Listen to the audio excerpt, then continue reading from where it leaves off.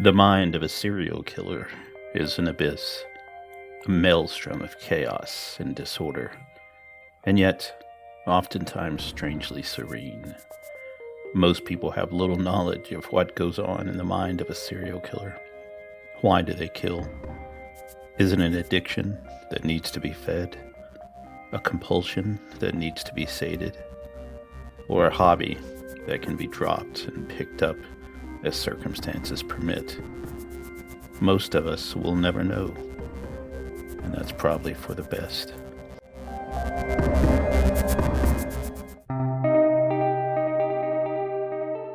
Hello, this is Kim. This is Drea. And this is Father Knows Death podcast. So what are we talking about today, Drea? We're talking about persons of interest in the Long Island serial killer, or LISK, case. So, right. This is part 2 of 2. So if you haven't listened to part 1, it would make a lot more sense. So you should go back and listen to it. But to recap, there were some bodies found on Gilgo Beach on Long Island. Other body parts had been found in Manorville, New York, which is on Long Island. So they started associating all these cases, the 4 bodies found on Gilgo Beach, with body parts found in other places, and they realized they had a serial killer in Long Island. The impetus for this was a woman named Shannan Gilbert who had gone missing. And Shannan was an escort who, on May 1st, 2010, called 911 from a client's house there in Oak Beach on Long Island, saying they are trying to kill me. And she ran from the client's house, did not accept help from her driver who was there, disappeared, and in the course of looking for Shannan Gilbert, the police discover the bodies of the Gilgo 4 later in 2010, and it wasn't until 2011 that they found Shannan Gilbert's body. So back to that 911 call, we talked about it, but we didn't talk about it a lot last time. I just want to touch on it because I finally got around to listening to it. The police kept that for a long time, and it was a weird thing. They said Shannan Gilbert's not a victim of LISK. Her death was natural causes. Death by misadventure. Yes. So they said, can we hear the 911 call? And they said, well, that's part of an ongoing investigation, which doesn't make sense. If it's an ongoing investigation and they don't know how she died, they know how she died. It's not an ongoing investigation. The police kept that 911 call secret, I guess, from 2010 when she made it till May of this year. So 12 years, they kept it and wouldn't let anybody hear it. But when you listen to it, this is my take, and you should go find it and listen to it. She starts off, she's very calm is not really the right word, but she's very subdued when she calls. And she's like, help there, help. And the 911 operator, what's going on? Where are you at? She doesn't say, can you trace me? Like, she doesn't want to say where she's at, or probably she doesn't know. But there are 2 men in the conversation, and they have already labeled those men as Michael Pack, her driver, and Joseph Brewer, the guy who hired her. And you can tell they are trying to talk her down. They're like, this Brewer's like, just come on, let's go outside, get some fresh air. And Pack is saying, Shannan, it's okay. And so it feels to me like she did drugs either voluntarily or she was drugged, but she was high. She really didn't know what was going on. They're trying to talk her down. When she says they're trying to kill me, she's talking about Pack and Brewer, and they're right there beside her, and Pack even chuckles, and he's like, Shannan, come on. So it really doesn't sound... It's one of those things when you listen to it, you're like, why were the police trying to keep this secret? And she takes off running, and a guy named Gus Coletti answers the door, and what's wrong? She doesn't really talk. And then she takes off running again, and he says, hey, wait, where are you going? And then he makes a 911 call that you can hear too. But it really hammers to me in that she thought she was being a victim of something at that point, but the people around her were trying to talk her down and say, it's okay, it's not. So I don't know how much harm she was in or how much harm she thought she was in. And it actually, to me, leads more credence to the fact that when they found her, it could have been death by misadventure, because she was just I agree. not in her right mind. I'm also not sure why the police refused to release this for so long, given that there's no smoking gun Nothing. on this call. The police had described her in this call as like hysterical and panicked, and her lawyer, or the lawyer for the family, had said no. When he got a chance to listen to it, he said she is very calm and rational. She can go both. And that's what I wouldn't describe her as either of those. Right. She sounds like somebody who's on drugs and who has no idea what's happening. Well, you know, when you're on drugs or even drunk, when you talk, you kind of slur your words. And Yeah, the cadence is slow, off. and that's not calm or even Right. laid back. It's just your brain's not working. You know what I mean? Your voice is not.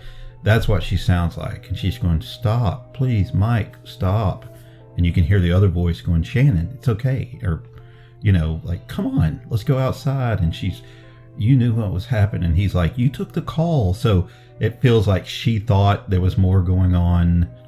I don't know. It was horrible what happened to her regardless, but I kind of don't think she was a victim of Lisk. She was, that night when she went missing, there was something wrong with her, and you can tell by the phone. So, to get that out of the way.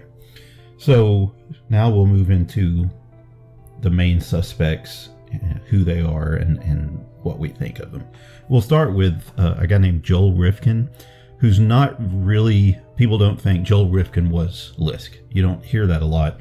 Joel Rifkin was a serial killer in New York who killed 16 to 18 women. He's in prison right now.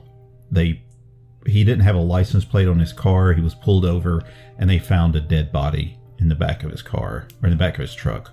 And they like, "Well, you're guilty of something. You have a dead body back here." And then they linked, and he confessed. And a lot of his bodies were dumped in New York, like out by JFK Airport and places more in New York City. But he had dumped the last few of them in Suffolk County, which is where Lisk was active. So some people say, especially those bodies found in Manorville that were cut up early, like in the mid 90s, could have been some of his victims toward the end, but not all of them, because he was in prison for some of them. So police said that he could be responsible for some of the early victims that are attributed to Lisk. Like Jane Doe and Peaches? Yeah, right. The Fire Island Jane Doe. So he's sometimes looked at, and he's got the pedigree because he is a known serial killer. So tying back to Shannon Gilbert and the 911 call, you will hear Joseph Brewer's name brought up.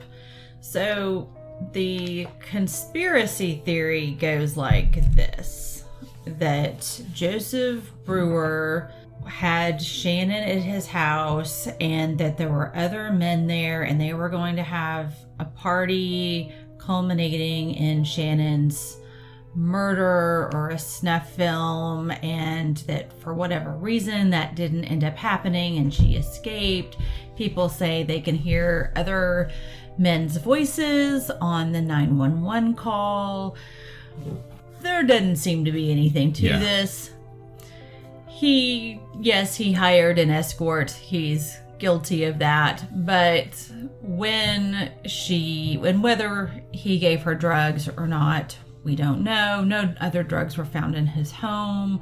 But he was trying to get her very much out of his life, alive and in one piece, and back to her driver. Yeah, to me, Joseph Brewer seems like the guy that, I don't want to stereotype, but he found a prostitute in the back pages of Craigslist or whatever, called and said, "Will you come out here?"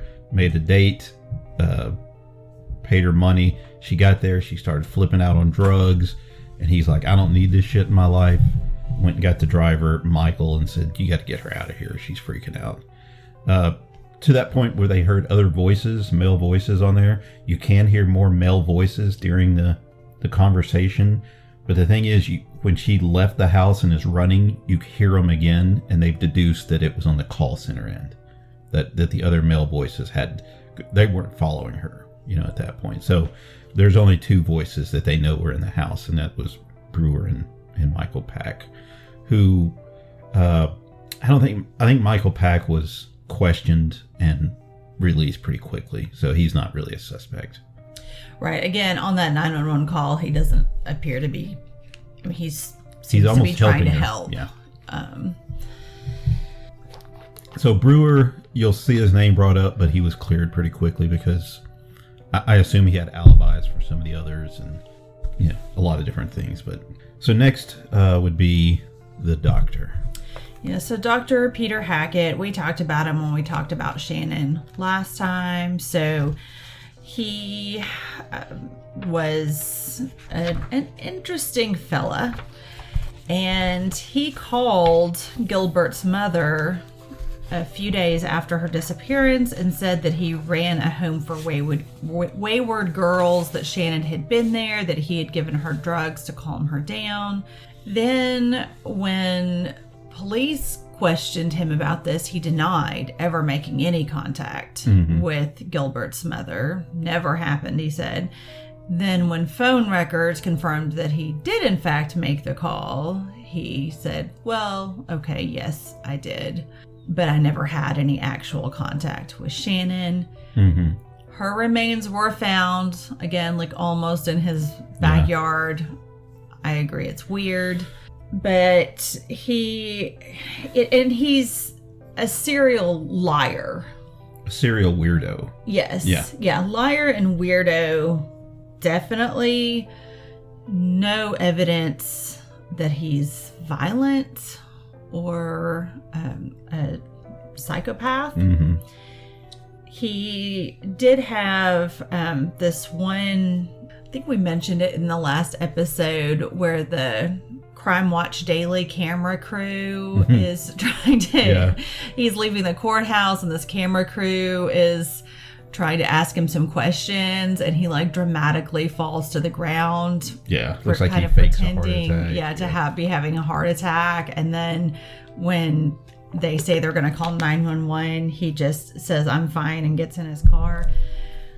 Much more comes off as doofus than psychopathic killer. Mm-hmm. He worked for the police department as a surgeon or medical advisor. I've seen different things. He knew some of the Suffolk County Police Department personnel, and there's this rumor, you'll hear this a lot about almost any male that's associated with the police department in Suffolk County. You hear like, oh, they had sex parties. That seems to be this thing that Peter Hackett would host these sex parties and the police would come. So he was in good graces with the police. And if he was a serial killer, they may look the other way. I don't know. I've heard that, like, bring up somebody's name and they're like, oh, he had sex parties. No, he didn't. They did not have sex parties. So the killings did stop. The bodies being found did stop. And there is the point that Hackett moved to Fort Myers, Florida, not long after these incidents happened. So he's no longer in Long Island, and the bodies have good news, stopped. Florida. He's no problem now. Yeah. So, as far as I'm concerned, I'm like you. I don't think he had anything to do with the violent serial killer of 10 people. He's just this odd duck that inserted himself into something he probably shouldn't have it. He probably heard on a police scanner about this girl, but then, I mean, how far do you have to go? This is really before a lot of the internet. How did he find out this Shannon's number? Like, didn't he call the next day? It was a couple of days later. So, I mean, how did he find this information? But I guess if he knew police, he may have known someone. But it just seems very weird that he would just randomly call this girl's mother, and that's just, even if you're a weirdo, then insert yourself. And I'm not saying he's the killer. I'm saying what the hell's going on with this guy? Yeah, I mean, one thing that people say is there are phone calls that Lisk made to survivors, but they were very different phone calls from the phone call that Hackett made. I mean, do you murder 10 people and then call up the mother and say that, oh yeah, she was at your house and you gave her drugs? From your own phone, too. From your own phone? At your own house. With your own name? Yeah. Is that what you do? That seems unlikely. So, and I think because of Shannon, that's his touchstone to the whole thing. But when you follow that out and say Shannon was possibly not even a victim of Lisk, that really makes him seem. But the big people that thought he had something to do with that was Shannon's mother. And I think, people have grief, and that's their own demon to deal with, and I'm not going to question it. But I think sometimes when that happens, you get a little tunnel vision, and I think that's what she thought until she died. But I mean, she was way too close to what happened to be objective. And that I'm not criticizing her at all, but I'm just saying that may have been one reason his name is still brought up. It's because the mother was so intent that he had something to do with it. Yeah. And I can see, I mean, she was the one that got that phone call and heard him say that. And I'm sure believed him. Mm-hmm. Because why would you lie about something like that? Unless you are just... And her attorney, the mother hired attorney, his name is Ray, something Ray. James Ray? I don't know. He still is active in this case. When she died, he didn't drop it. He's kind of the people's voice in this case. He's taken on that role. And I heard that he has backed off of the doctor being his prime suspect. I think he was kind of following her lead, and now that she's passed, he's kind of rolled that back some. So, I think Dr. Peter Hackett may be pushed to the side. So, the next name, James Bissett. Yeah, he was, when I first read about him, they said two things.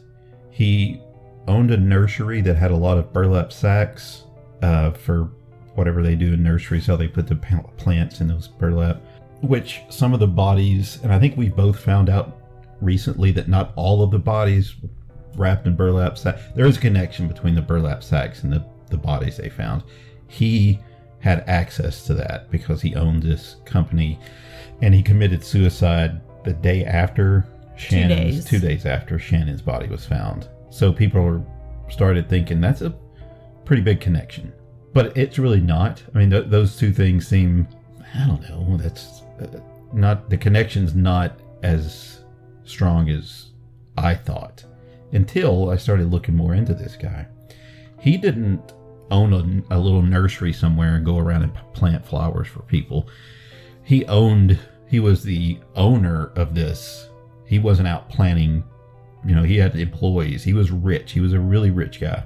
And he had given money to this aquarium on Long Island. And he was one of the, I don't know, what would you call it? He was the co-owner. Yeah. So he had a lot of money. There is multiple people I read that said that Shannon Gilbert, he was a client of Shannon Gilbert. He knew her. She had gone to him more than a few times. He committed suicide. There was another high-ranking official in that same aquarium that committed suicide not long after he did. That seems very suspicious. So they say he was in tight with the police there over some illegal activities that they were overlooking because he was paying them all. There's a lot more going on with Bissett than meets the eye, but I don't know how much of it is real.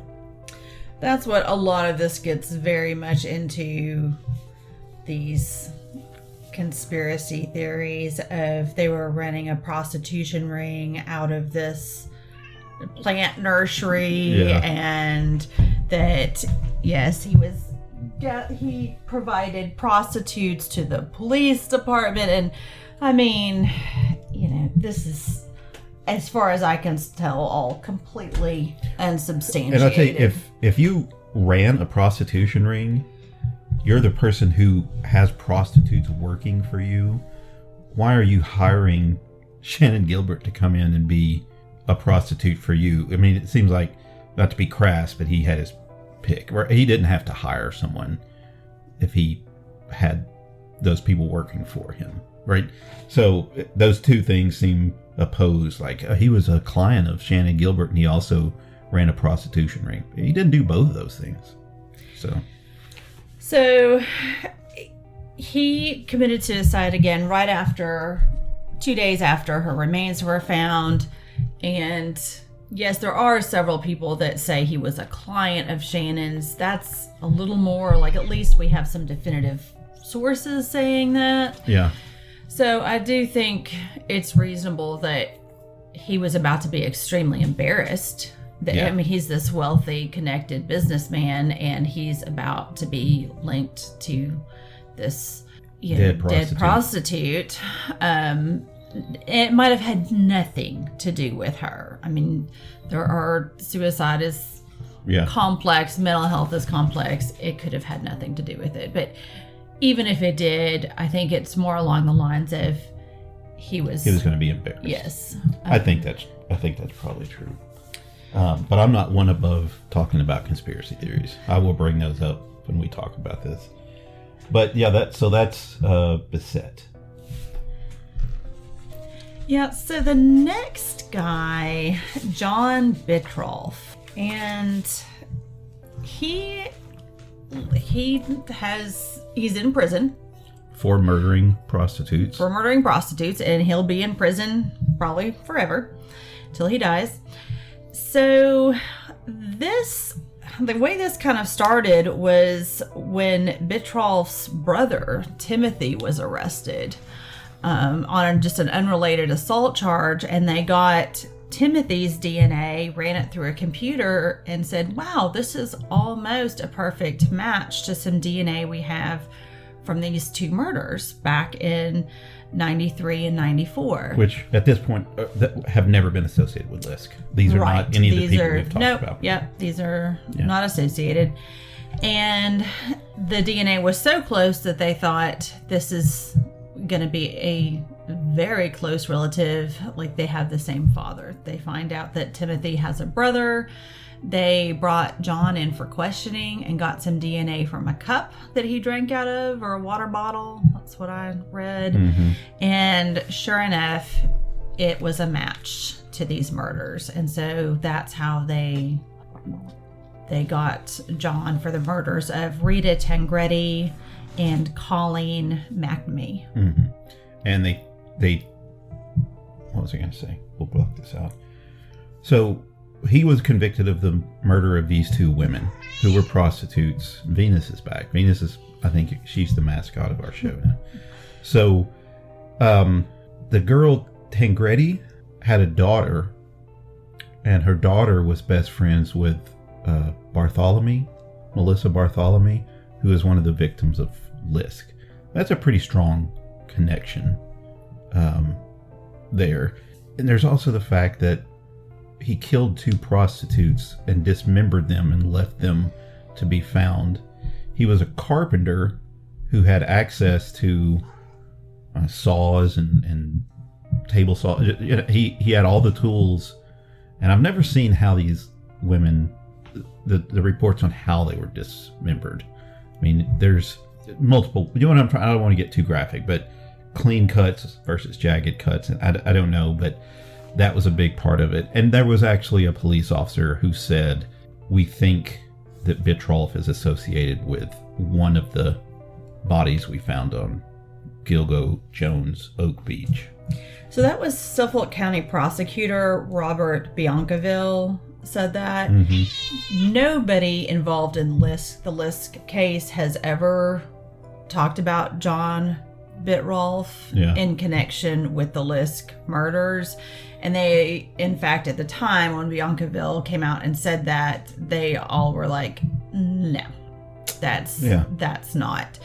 So again, the reasons why. So that Bittrolff's two victims, they were sex workers, they were strangled, they were found in the woods.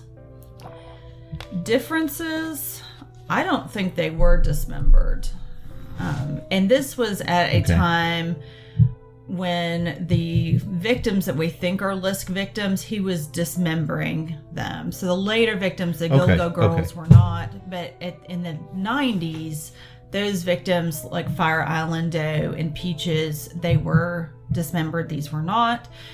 They were found half buried, and there were wood chips around, which goes with him being like a carpenter, but wood chips show up nowhere else in any of the Lisk victims.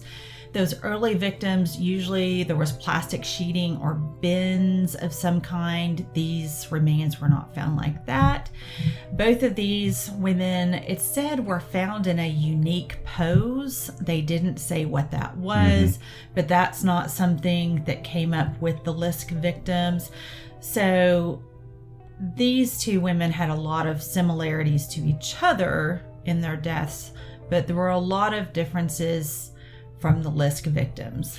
My biggest thing that I guess strike against Bittroff is I have seen many times doing these true crime and watching true crime and stuff.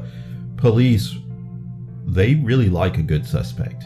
And when a good suspect comes along, sometimes they can be pretty tenacious and say, that's our guy. Latch onto him. And even if they're not, we've all seen innocent people go to prison because the police latched onto them. It would be so easy for the police to do that with this guy. Why haven't they said, he's Lisk, case solved? This stuff's not being released. He has to have alibis for some of these killings. He has to, if there was enough evidence. DNA evidence. I think they've got DNA evidence that doesn't match him. Oh, yeah. He was convicted. Right now, there's not saying there's any DNA evidence on the Lisk victims, but you're saying they probably have some, and it's not his. I think they've got some. And he was convicted in 2017, so they've had plenty of time at this point to sort through that. And yes, I think if he was responsible. When I first heard about him with the connection to Melissa Bartholomew, and that she had had a lot of calls to Manorville from her phone before her death, I thought, oh, that's real promising. The more I read about him, the less promising he seemed.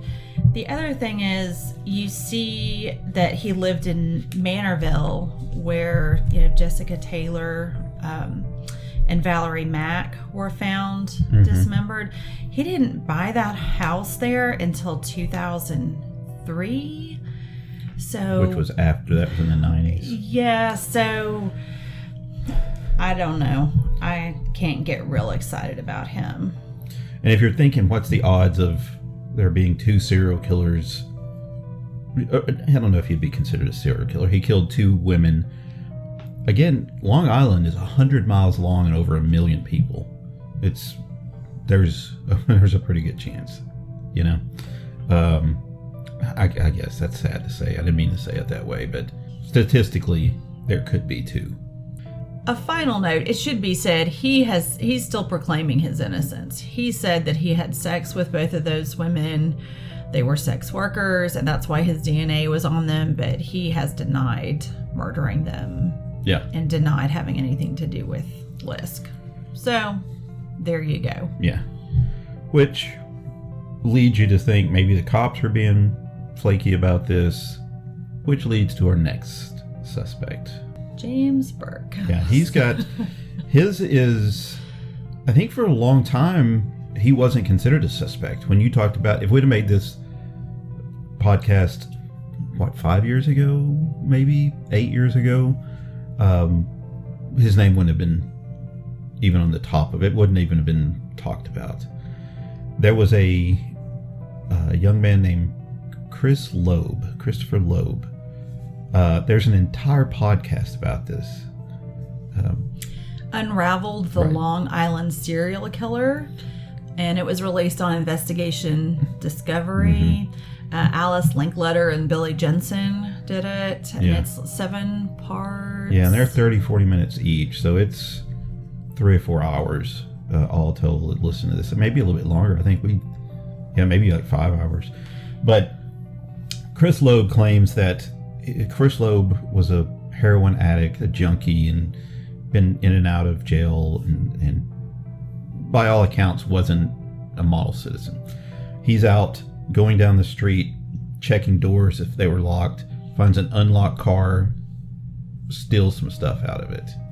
He said that he was at a party and that he heard that there was a high-ranking police officer who was shaking down drug dealers in the area, that he would arrest them or threaten to arrest them and take their drugs for himself. Right, yeah. And so he was looking for this corrupt cop's home, hoping to steal drugs that the corrupt cop had stolen from the drug dealers. See, I'd heard he was just that maybe they're together. He was out checking unlocked doors, hoping one of them was the cop, but he had stolen some other stuff that night. Oh yeah. Yeah. He was flaky about how he ended up there. So he said he just happened to find this house. So, but he said he was definitely looking for it. And one of the connections with that Unraveled podcast is that Alexis Linkletter went to school with Christopher Loeb and knew him in high school. Mm-hmm. They were friends. And he ended up reaching out to her because he knew she did true crime investigation. So on that podcast, you can hear Chris tell his side of the story. Yeah. One of the things he says is when he found that car, got stuff out of it, he found some DVDs in it, and they were pornographic DVDs, and one of them he said it was a snuff film. And what he said was there was a man in a mask, and they had a prostitute tied to a chair.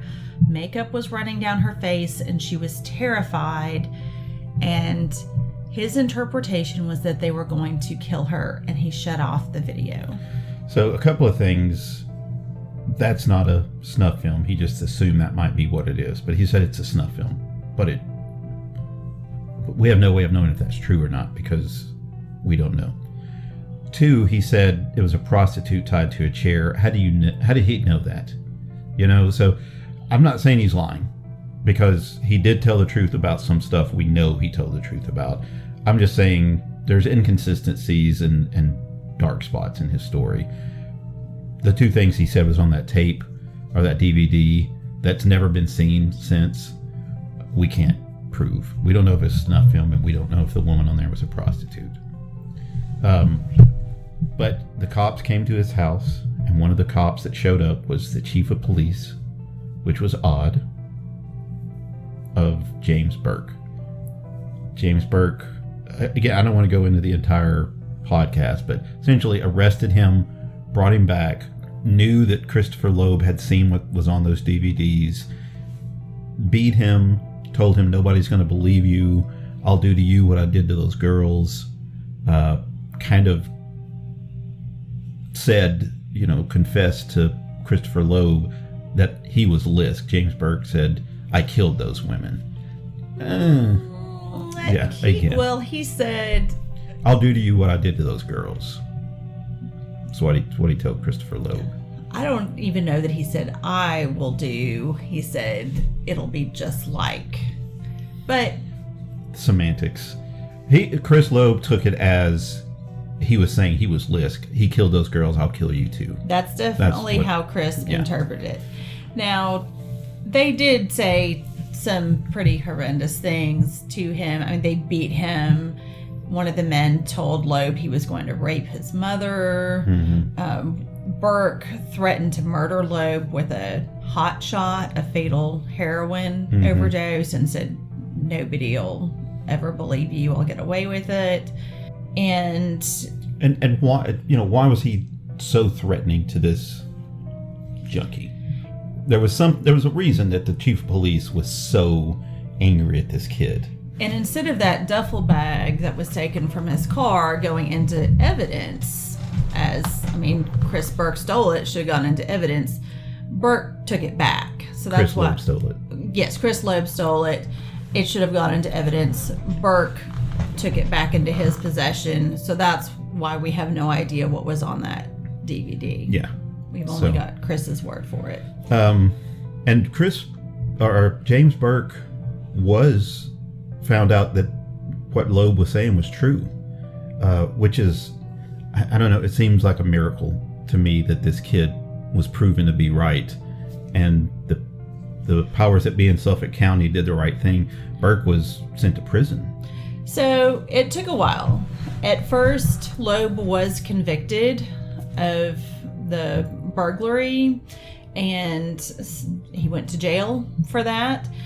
The FBI opened an investigation into police misconduct based on Loeb's allegations, and all of the police officers at Loeb's trial denied that any of the stuff he said happened, and it sat there for a long time before a police officer finally went to the FBI and told them that everything Chris Loeb said was true about what happened at the police station. And once that first cookie crumbled, then all of the other police officers who had lied on the stand to protect Burke recanted and said what really happened, and that's when Burke went to prison. So he did go to prison for beating this kid, and his violation of his rights and all the stuff that comes with that. Which, that in itself, that story there makes you look at that James Burke and go, okay, I can see how he might have something to do with this. He's a violent piece of shit person. Yeah. Definitely. But he became chief of police during LISC, during that time frame. He turned down all help from the FBI. Why would he do that? He didn't want any outside help. Was it because he had something to hide and he was afraid the FBI was going to find out? Or was he just an arrogant jerk who didn't want the FBI like you see on TV shows where the local cops don't want the feds coming in? I don't know. But he did turn down help, refuse the FBI access to any of the LISC stuff. And the FBI has now said that refusal to accept ongoing help actually came from from Tom Svoboda, who is the district attorney in Suffolk County. Yeah. And he and Burke are very intertwined, going back decades. Yeah. When Svoboda was a young district attorney, there was a young boy that was killed, and Burke, who was also relatively young at the time, like 15.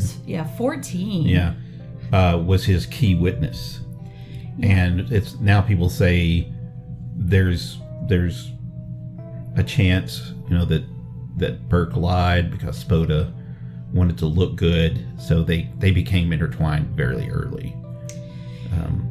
And Burke had, on his journey up to chief of police, was not an ideal cop. He had been caught having sex in his police car in uniform with a prostitute, and somehow with that on his record still made chief of police.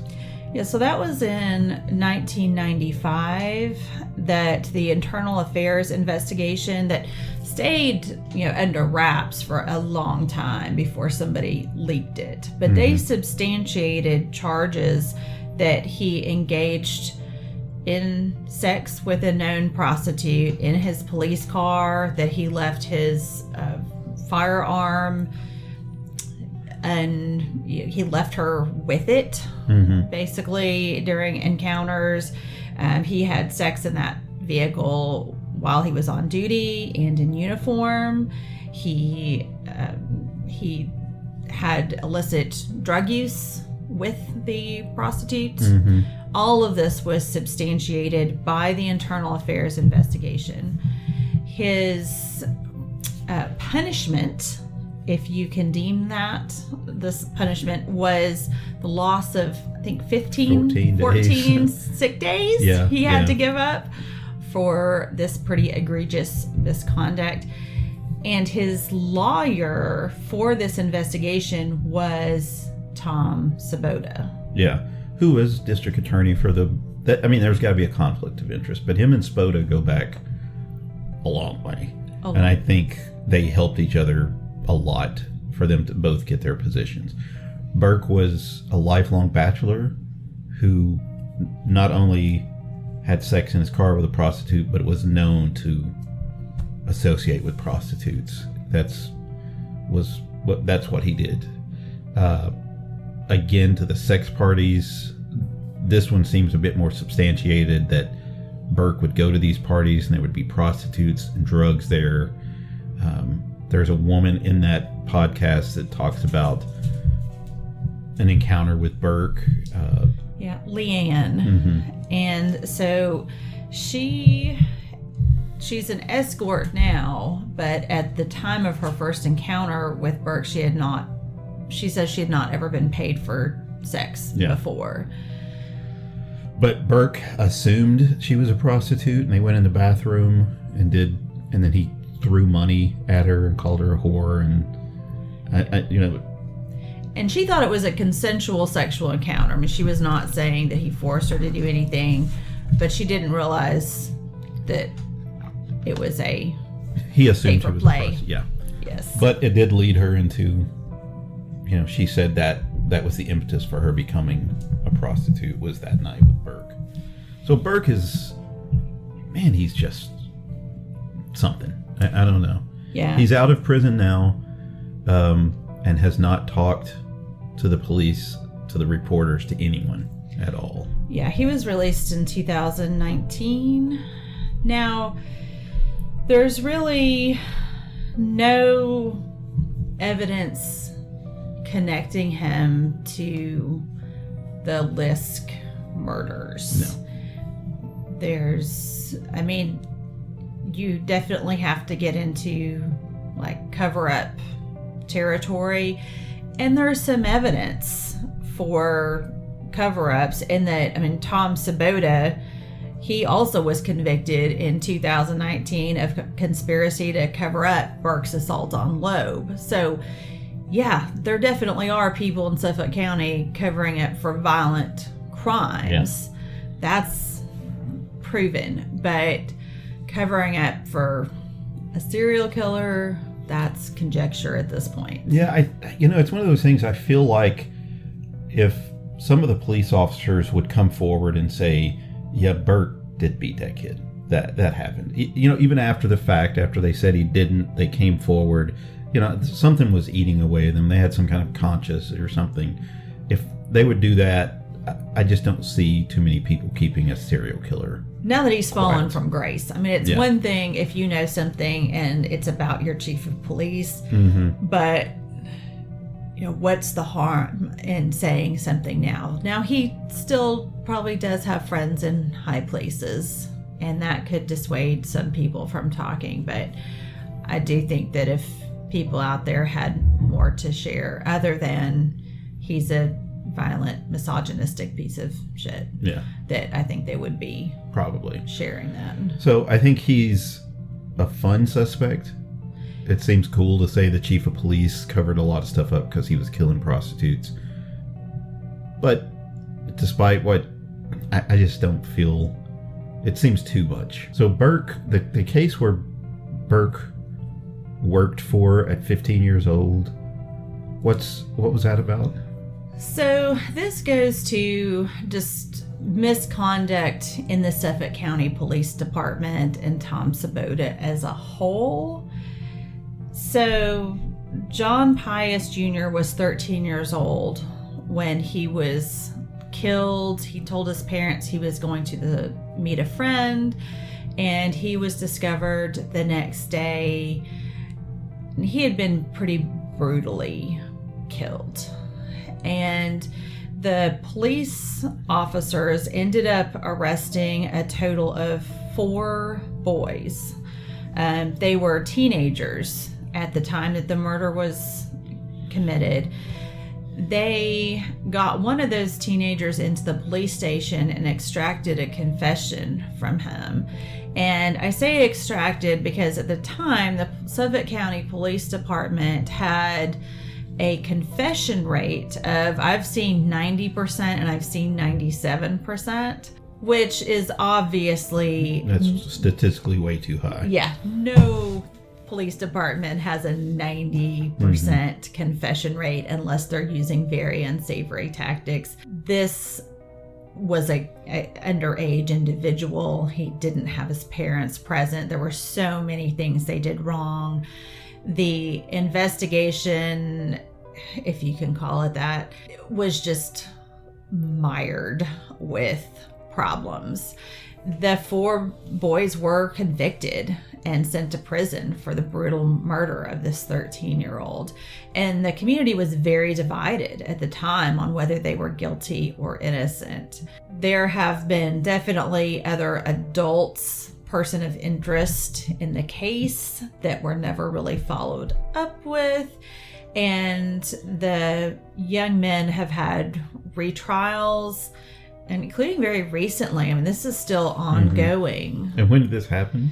The murder was in 1979, Yeah. and there are retrials happening like 2021. So Yeah. they're still trying to get justice for these young men that really seems very likely that they did not commit this murder.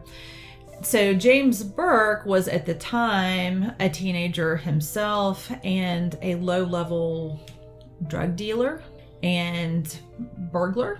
Mm-hmm. We don't really know because, of course, his juvenile record is sealed, but he has kind of bragged about that fact, and that's been corroborated by people who knew him at the time. And so Tom, again, he was a witness saying he overheard a conversation between these boys that they had murdered John Pius. So that was his statement. But the theory is that with James Burke already being a low-level criminal, it would have been easy for Sabota to say, I won't prosecute you on these charges, but I need you to give me some help with this case. Yeah. So when I glossed over and said helped him with a case, it's much darker. Yeah. There's a lot more going on. It And looks that- like he helped cover up the murder of a 13-year-old. Yeah. So, yeah. It's very weird when you look at Burke, who, by all accounts, is a piece of shit and had been for a very long time and was continually one on the police department and made chief. So... Yeah, so the fact that that could happen, obviously, that's only going to happen in a pretty shady environment. Yeah. So, beyond Burke, you're looking at kind of the field at that point, an unknown assailant. But there are a couple of things I'd like. One, they know these bodies were dumped on this roadway multiple times, right? I mean, 10 bodies had been found there. Some of them were parts. That's not, I mean, who's pulling over to the side of the road and dumping bodies out in the summer, we've already said, and nobody knows or cares or sees them? There's a lot of conjecture that has to be someone that people are not going to think is suspicious. And a big one is a police officer. If you see a cop parked on the side of the road, the first thing you're going to do is slow down. You don't think anything weird. There's also the fact that this guy made these phone calls and he knew that he couldn't be traced because he went to a place where there was a lot of the cell tower couldn't be pinged. If he'd have made these calls somewhere else, it would have been easier to find him. We know he did his killings and his dumping in Suffolk County on Long Island, and he drove into Manhattan to make these phone calls. So he was doing that on purpose, which again leads you to believe that someone who knew police tactics, he knew that they couldn't find him. So there is a belief that does fall back on Burke a little bit, but it also possibly shows that Burke I said possibly twice, may have known that it was someone in his department and was trying to cover that. Like we don't need this to get out. So there is a little bit of evidence that it could have been a police officer. I don't know. The FBI made the statement that it's most likely a white male in his 20s to 40s, very familiar with the South Shore of Long Island, has access to burlap sacks, which he uses to hold the body, and may have detailed knowledge of law enforcement techniques and perhaps ties to law enforcement that have helped him avoid detection. So nobody we've talked about, except Burke, I guess, tangentially fits that. So my bet is we don't know. Whoever it is, we haven't said his name at all. That's what I think too. Yeah, I think all of these people, I think if they were Lisk, I think they would have been able to pin it on them by now. I think they have got enough evidence there that we would know if we had our suspect on this list. Yeah. I really believe Bitroff seems, again, like you said, early seems like a good suspect, but there are a few things against him. And again, if it was him and there was nothing to make them think it wasn't him, he would have already been arrested. And the fact that this guy has not been arrested is almost proof to me that he didn't do it. You know, that there almost has to be evidence proving he didn't, or the cops would have arrested him because he's a likely suspect and they could have pinned it on him and it solved this case and said, we're done with it, he's Lisk. The fact that they haven't. So why did the killings stop, or did they? Yeah, we don't know. So the bodies, the last body was Shannon Gilbert's, found in 2011. But they were still finding bodies in 2011. Nothing since then, but it makes sense that this guy would have moved his dumping grounds since, Gilgo Beach, Manorville, all these places are being unearthed at this point. So I think it is possible that he's still killing and he's just dumping somewhere else. And again, a lot of these remains weren't found for a long time after the murder, so I think he's good enough. He could pick another spot. Or it's possible he's just moved geographically. Maybe he went to Florida where all the other weirdos on these podcasts seem to move. Yeah. So I don't know. I think it's still possible that he's active. Yeah, I don't know. Even if you're good at hiding the bodies, it would seem if people noticed I don't want to say a spike, but prostitutes are going missing, I think that would still be something they could track. You know what I mean? So there's the victims' profile seems go missing though. Yeah. I don't know. Yeah. I'm not sure that, but I do think it's possible that he's still out there and active. And I think it goes to what makes a serial killer kill people. Or is he doing it for fun? And when it got too close, he's like, well, I just won't do this anymore. And he hasn't killed anybody in 11 years. Or is there some compulsion that, after a while you have to kill, it builds up and builds up. And if that's the case, is he still doing it? Or did he just quit because he could quit? Did he just quit like cigarettes? I don't know. There's a lot. That's an entire new episode about serial killers. But can they just quit? Apparently so. I thought once they start, it just escalates, like any addiction, it's just going to escalate. So I thought, oh, well, definitely if he's alive and he's not in prison, he is still active. But apparently that's not the case. Apparently there have been cases where they will kill for a while and then take breaks of many, many years. So. Yeah. Jack the Ripper only killed 5 people. So, that we know of. So I think have we touched on everybody and everything we want to touch on? I think so. That's it. This is still very much an active, ongoing investigation. I kind of mentioned, I think when we talked about Peaches, one of the victims in the last episode, the one whose baby was also found, that the FBI put out kind of a call for they're looking for descendants of a particular person. So Elijah Howard. So they obviously have Peach's DNA traced back to that person, and now they're trying to find closer relatives so that they can identify her. And I think they are close to being able to identify Peaches and Baby Doe. I think that would be the next break in the case. Is they're gonna, and it's in Alabama, is where this is. That person was at. And this person, Elijah Howard, he used both names and they've tracked him both in the census, died in 1963. He was only 36, but he's been dead for a very long time. So, almost 60 years he's been dead.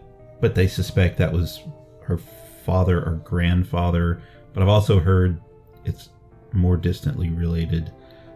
Obviously, the FBI is not saying exactly, but I think that would be your next break, is they'll identify Peaches. Will that mean anything? Will that forward the case at all? Yeah, I don't know. Yeah, I don't know. But I do think there's been some turnover. I mean, there obviously has been turnover in the Suffolk County Police Department. They're back cooperating with the FBI, and I hope that they continue to make breaks in this case. I think so. They definitely could. And the new people that are running Suffolk County, the new commissioner, police commissioner, chief of police, they seem very much wanting to solve this. I mean, they started that Gilgo News website just for the information and tips, and that's not been around very long. They're releasing new information. The 911 call, that belt, I think we talked about last time, they showed a belt that had WH or HW. They don't know how it's oriented, and if you look at the letters, it's sometimes you can tell, but you can't. These are kind of stylized looking letters, so they're being a bit more transparent, and it seems like they're working toward it. But so it's an active case. Hopefully we'll have an episode in the future where we can give you more information. So that's it. Do you have anything else to add? No. All right, we'll be back with a new case in a couple of weeks. So thanks for listening. Jump on our social media pages if you want. Tell your friends about us. And so thanks for listening. Thanks. Have a good day.